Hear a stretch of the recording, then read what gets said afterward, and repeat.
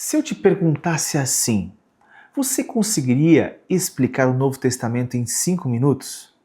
Olha, não é citar um versículo solto, não é contar só a história de Jesus, é entender a lógica, o fio condutor, a mensagem central que une os evangelhos, Atos dos Apóstolos, as cartas paulinas, as cartas gerais, o livro de Apocalipse. Para muita gente, o Novo Testamento é um amontoado de textos inspiradores, mas sem uma estrutura clara. E quando a gente não entende a estrutura, a gente enfraquece a mensagem. Hoje eu quero te dar um panorama bíblico do Novo Testamento, com profundidade, mas numa linguagem que você consegue guardar e também explicar. Bom, mas se isso faz sentido para você, eu quero te pedir um favor. Se inscreve aqui no meu canal, ativa o sininho, porque aqui a ideia não é só gerar um hype religioso, é formar gente que entende a fé de forma sólida e bíblica. Beleza? Se inscreva aí. Bom, a palavra evangelho não nasceu na igreja. No contexto do Império Romano, o evangelho era o anúncio oficial, a coroação de um rei, a vitória numa guerra, uma notícia pública que mudava a vida do povo. Então vamos lá. Quando Mateus, Marcos, Lucas e João usam essa palavra, eles estão dizendo o seguinte, gente: Deus está fazendo um anúncio ao mundo, ou seja, ao rei prometido no Antigo Testamento chegou. Então, Jesus não aparece do nada. Ele é o cumprimento das promessas antigas. Por exemplo, descendente de Abraão, filho de Davi, o Messias anunciado pelos profetas. Então vamos lá, os evangelhos mostram isso de formas diferentes. Por exemplo, Mateus, ele destaca Jesus como o rei prometido a Israel. Marcos é uma nova ótica, apresenta o servo que sofre e age com poder.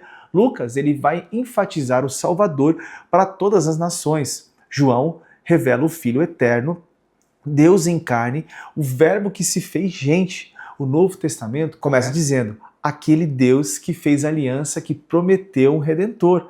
Agora entrou na história, vestiu pele humana para inaugurar o reino de Deus de forma definitiva. Segundo, a cruz não é um acidente, é o centro do plano. Se você ler os evangelhos com atenção, você vai perceber que Jesus não foi pego de surpresa pela cruz. Ele caminha em direção a ela. Ele anuncia, ele prepara, ele interpreta a própria morte numa perspectiva bíblica. A cruz não é um desastre político, é o coração do plano eterno de Deus. Na cruz, duas realidades se encontram: a santidade absoluta de Deus e a miséria absoluta do pecado humano. O Novo Testamento deixa isso bem claro. Jesus não morre só como exemplo de amor, ele morre como substituto. Ele toma sobre si a culpa de pecadores reais. Então, ele recebe o juízo que nós merecíamos, para que a justiça de Deus seja satisfeita e a graça de Deus seja derramada. Romanos, Gálatas, Hebreus, todas essas cartas estão dizendo numa essência: ninguém é justificado por obras. Ninguém se salva pela própria justiça. Então a salvação é pela graça, por meio da fé. Isso é falado em Efésios capítulo 2, de verso 8, baseada na obra consumada de Cristo. O Novo Testamento não é um manual de autoajuda espiritual. É o anúncio de que Deus em Cristo fez tudo o que era necessário.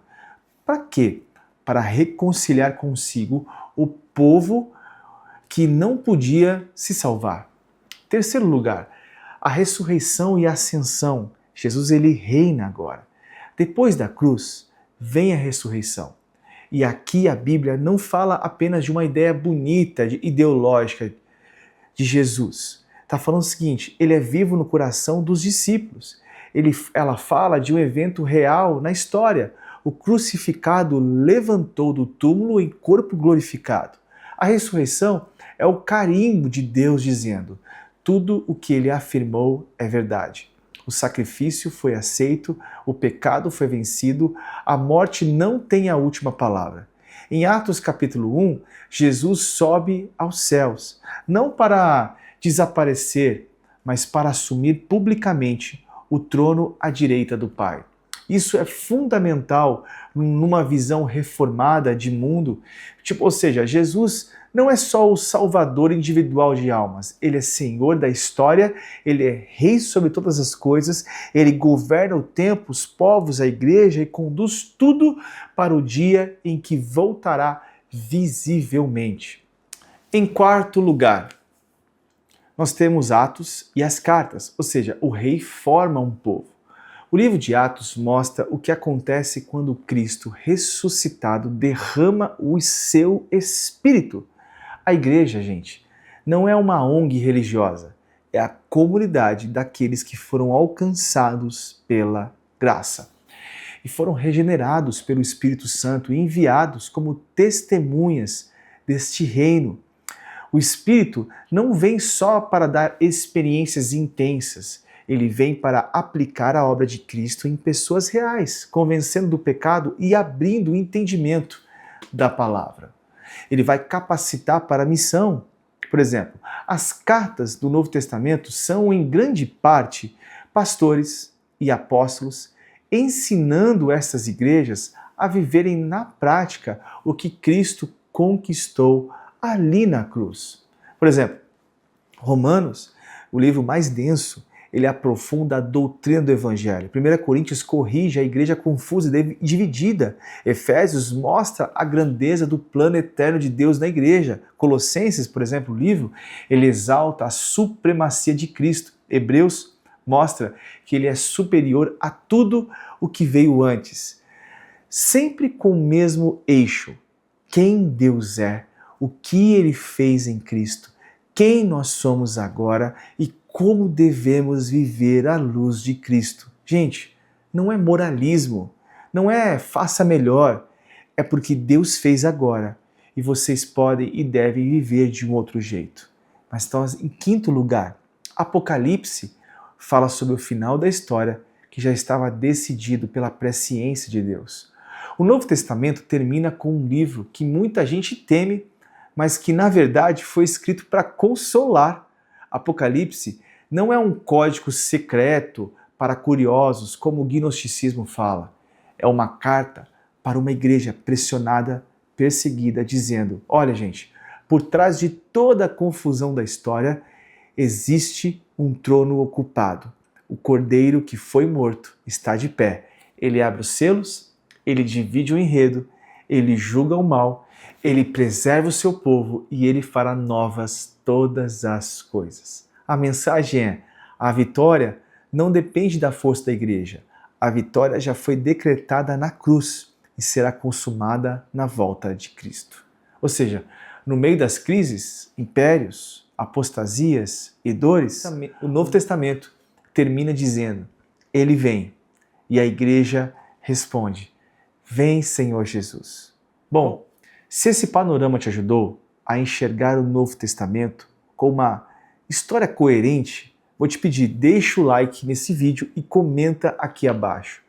Qual parte você quer que a gente aprofunde nos próximos conteúdos? Os Evangelhos?